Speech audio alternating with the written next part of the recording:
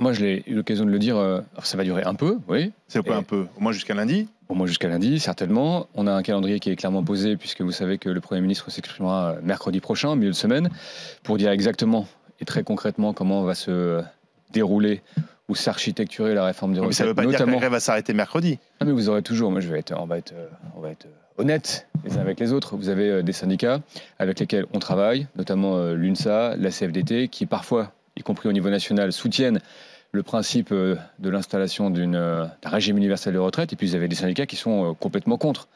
Je ne pense pas que Sudrail ou que la CGT s'arrêtera de faire la grève mercredi prochain. Donc la grève dans les transports va durer au-delà de mercredi prochain. Certains syndicats, j'imagine, vont continuer à faire grève. Moi, ce que je peux vous dire, c'est que nous discutons depuis 1 mois et demi et quasiment quotidiennement avec des syndicats qui, effectivement, veulent discuter des modalités.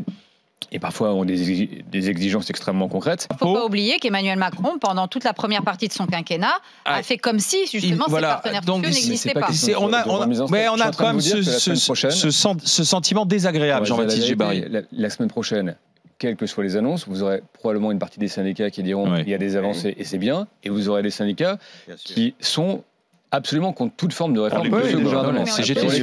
Et donc la semaine prochaine, vous aurez ces gens qui vont appeler à continuer la grève. Donc il faut être honnête sur le fait que qu'on parle le 5, le 6, le 7, le 8 ou le 9 ou le 10, en vérité, la semaine prochaine, vous aurez des gens, des syndicats qui vont appeler à poursuivre la grève.